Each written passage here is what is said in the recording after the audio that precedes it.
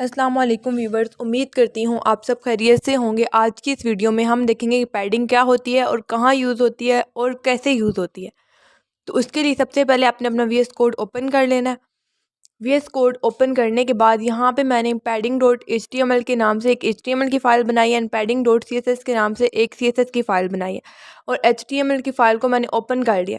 तो सबसे पहले यहाँ पे मैंने इसका स्ट्रक्चर सेट किया। स्ट्रक्चर सेट करने के बाद मैंने इसको सी एस एस की फ़ाइल के साथ लिंक किया। लिंक करने के बाद मैंने इसमें एक डिवीजन बनाई है, डिव ली है और डिव के अंदर क्लास को एक नेम दे दिया और उसके अंदर मैंने एक हेडिंग ले लिया है। देन मैंने उसमें एक इमेज दी है और फिर मैंने उसके अंदर आर्टिकल में एक पैराग्राफ ले लिया। तो इस तरह से मैंने ये एक HTML की फ़ाइल सेट कर ली। आप भी इस तरह से HTML की एक फ़ाइल सेट कर सकते हैं और आप इसमें एक या एक से ज़्यादा आर्टिकल्स और एक से ज़्यादा इमेजेस भी ऐड कर सकते हैं। अब हम आ जाते हैं अपने CSS पे। तो CSS की मैंने पैडिंग डॉट CSS के नाम से CSS की एक फ़ाइल बनाई है और यहाँ पे सबसे पहले मैंने इसका मार्जिन 0 कर दिया और पैडिंग भी पूरी पेज की जो है बॉडी की 0 कर दिया। देन मैंने इसका फ़ॉन्ट साइज़ 25 पिक्सल रख दिया। उसके बाद हमने जो क्लास ली थी डिवीज़न के अंदर जो क्लास ली थी फर्स्ट के नाम से, उसको कॉल की, उसकी विड्थ सेट कर दी और मार्जिन बॉर्डर वगैरह सेट कर दिया। उसका बॉर्डर हमने 5 पिक्सल सॉलिड ग्रे कर दिया। देन हमने उसकी फर्स्ट इमेज को भी विड्थ दे दी। फिर हमने आर्टिकल को भी बॉर्डर, मार्जिन और पैडिंग वगैरह दे दिया। उसके बाद हमने पैडिंग चेंज की।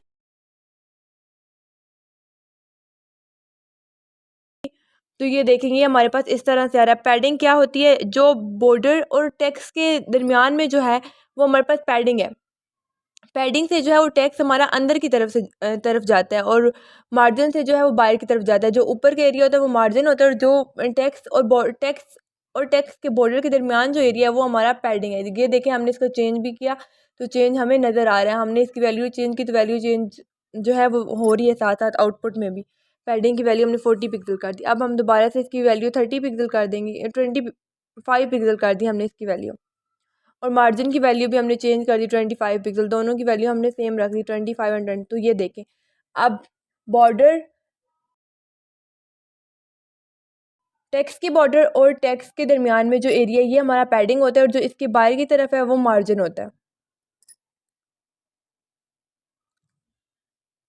वापस हम अपने VS कोड में आ जाएंगे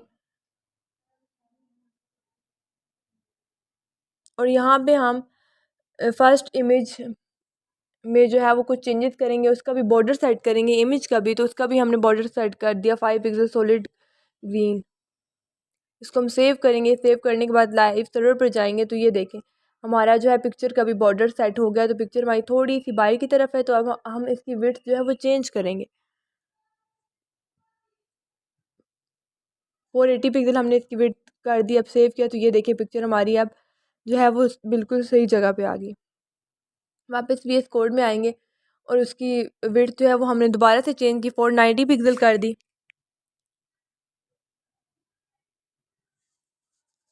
और साथ साथ यहाँ पे हम फर्स्ट इमेज में जो है वो मार्जिन भी सेट करेंगे।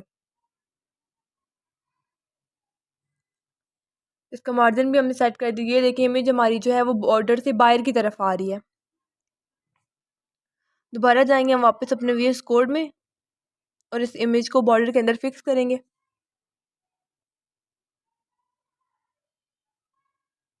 इसकी वेट हमने 40 पिक्सल कर दी। सेव किया तो ये देखिए आप बिल्कुल दरमियान में आ गए।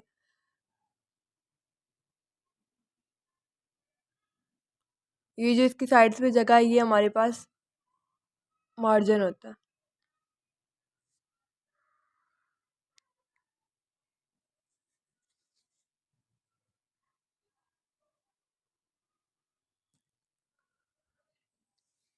अब हम वापस अपने VS कोड में आ गए। VS कोड में आने के बाद यहाँ पे हम फर्स्ट इमेज में पैडिंग भी सेट कर देंगे।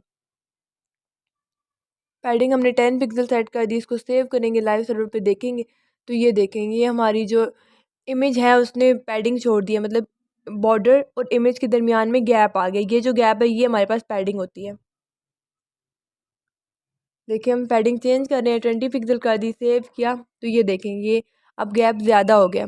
बॉर्डर और इमेज के दरमियान गैप ज़्यादा, ग्रीन वाले बॉर्डर और इमेज के दरमियान गैप ज़्यादा हो गया। अब हम वापस अपने VS कोड में आएंगे और पैडिंग हमने कम कर दी, 5 पिक्सल कर दी। तो ये देखें जैसे जैसे अब उसने कम जगह छोड़ दिया, बॉर्डर इमेज के दरमियान जो है वो कम जगह है।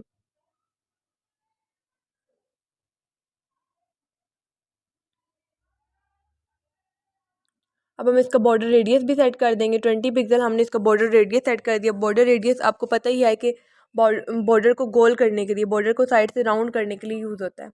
तो ये देखें, ये हमारे पास जो है वो साइड, इसकी चारों कॉर्नर जो है वो राउंड होकर आ गए हैं। अब हम वापस जाएंगे अपने VS कोड के अंदर और इस प्रॉपर्टी को कॉपी करेंगे और आर्टिकल के अंदर भी यही प्रॉपर्टी जो है वो पेस्ट कर देंगे, बॉर्डर रेडियस वाली। तो ये देखें हमारे पास आर्टिकल के अंदर भी बॉर्डर रेडियस जो है वो काम कर रहा है।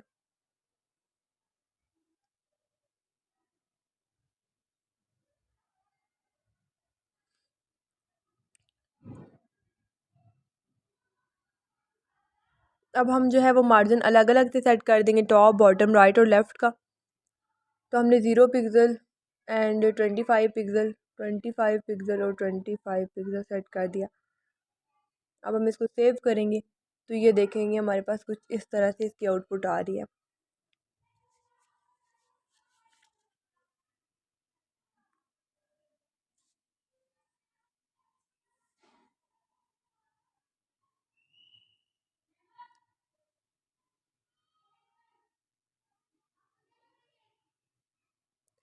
अब हम डॉट फर्स्ट जो हमारा कंटेनर है उसमें से हमने बॉर्डर की प्रॉपर्टी ख़त्म कर दी। तो ये देखें इसका बॉर्डर हमारे पास से ख़त्म हो गया। इमेज और आर्टिकल के ऊपर जो बॉर्डर था एक अलग से, वो बॉर्डर ख़त्म हो गया ग्रे कलर का। उसको दोबारा से हमने पेस्ट कर दिया, Ctrl+Z करके उसको दोबारा हम वापस ले आए।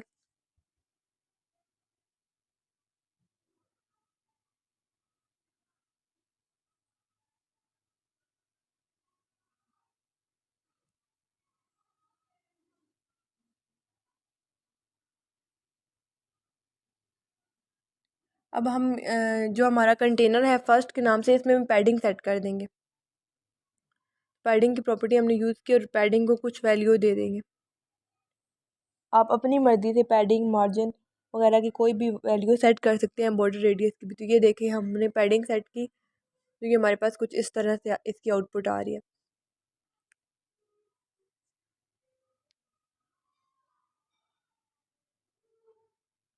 अब हम पैडिंग जो है वो कम कर देंगे, 60 पिक्सल कर दी 100 पिक्सल से। तो देखिए पैडिंग अब कम हो गई है। उम्मीद करती हूँ आपको वीडियो की समझ आ गई होगी। अगर आपको वीडियो अच्छी लगे तो वीडियो को लाइक करें और हमारे चैनल को सब्सक्राइब ज़रूर करें। और अगर आपका कोई भी क्वेश्चन हो तो हमें कमेंट बॉक्स में ज़रूर बताएं।